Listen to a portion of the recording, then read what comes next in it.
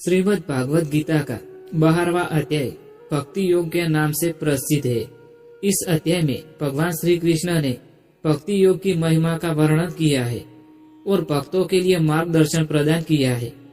यह अध्याय उन लोगों के लिए अत्यंत महत्वपूर्ण है जो भक्ति की राह पर चलकर परमात्मा की प्राप्ति करना चाहते हैं। जय श्री कृष्णा दोस्तों, स्वागत है आपका अपने इस YouTube चैनल में और आप देख रहे हैं मोटिवेशनल एंड स्पिरिचुअल ज्ञानवर्धक वीडियोस।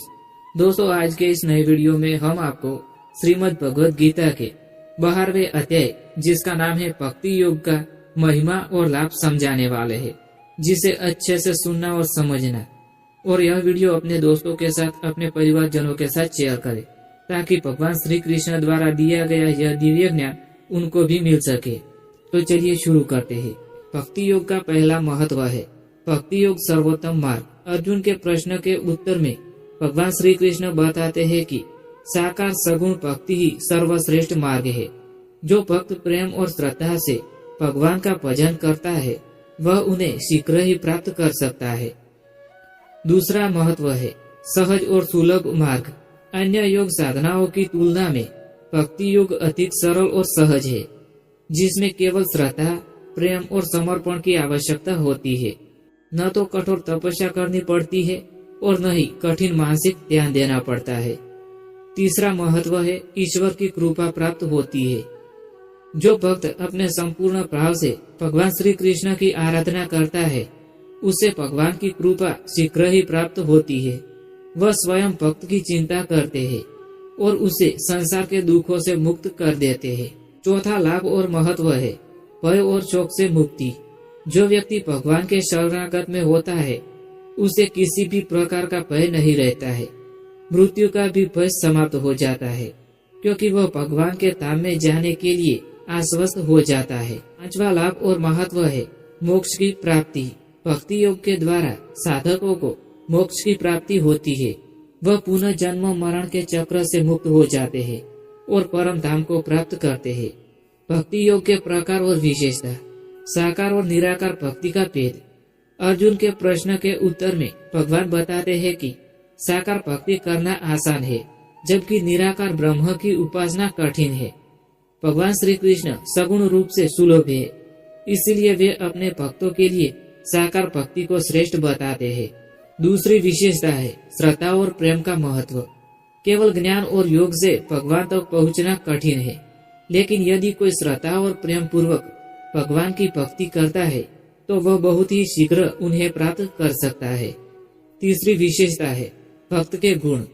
इस अध्याय में भगवान श्री कृष्ण उन गुणों का वर्णन किया है जो सच्चे भक्त में होने चाहिए, जैसे कि अहिंसा, हिंसा न करना, क्रोध न करना, सरलता और नम्रता, सभी प्राणियों के प्रति दया, ईश्वर में पूर्ण विश्वास और समर्पण, किसी भी सांसारिक सुख दुख के प्रभाव से प्रभावित न होना।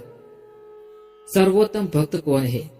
भगवान श्री कृष्ण बताते हैं कि जो व्यक्ति न किसी से द्वेष करता है, न किसी से बैर रखता है, जो सभी को प्रेम करता है और समभाव में स्थित रहता है, वही उनका प्रिय भक्त होता है। भक्ति योग का आध्यात्मिक और व्यवहारिक महत्व। पहला महत्व है जीवन में संतुलन। भक्ति योग हमें सिखाता है कि सांसारिक कार्यों में रहते हुए भी ईश्वर की भक्ति की जा सकती है। यह एक गृहस्थ व्यक्ति के लिए संभव है और एक सन्यासी के लिए भी। दूसरा व्यवहारिक महत्व है आत्मविश्वास और धैर्य। जो व्यक्ति भगवान की शरण में रहता है उसे किसी प्रकार का भय या चिंता नहीं होती है। वह आत्मविश्वास और धैर्य के साथ जीवन में आने वाली कठिनाइयों का सामना करता है। तीसरा व्यवहारिक महत्व है मानसिक शांति और आनंद। भक्ति से मन को स्थिरता मिलती है और मानसिक अशांति समाप्त हो जाती है। यह अध्याय हमें सिखाता है कि सच्चा आनंद केवल भक्ति में ही होता है। संबंधों में प्रेम और करुणा। जब व्यक्ति भक्ति योग को अपनाता है तो उसके स्वभाव में करुणा, दया, प्रेम बढ़ जाता है। यह उसके पारिवारिक और सामाजिक जीवन में भी शांति और सौहार्द बनाए रखने में मदद करता है। मानवता की सेवा। भगवान श्री कृष्ण बताते हैं कि सच्चा भक्त केवल ईश्वर की पूजा ही नहीं करता बल्कि वह सभी जीवों की सेवा भी करता है। वह सभी में भगवान का अंश देखता है। भक्ति योग को कैसे अपनाएं? दोस्तों, अब हम बताने वाले हैं कि भक्ति योग को कैसे अपनाएं। भगवान का स्मरण, प्रतिदिन भगवान के नामों का स्मरण करना चाहिए। नाम संकीर्तन भक्ति योग का एक सरल और प्रभावी तरीका है। दूसरा है श्री कृष्ण के चरणों में समर्पण। जीवन की हर स्थिति में भगवान श्री कृष्ण पर विश्वास रखना और सुख दुख में उन्हें अर्पित कर देना। भगवद गीता का अध्ययन, नियमित रूप से भगवद गीता का पाठ और मनन करना चाहिए। इससे भक्ति में स्थिरता आती है।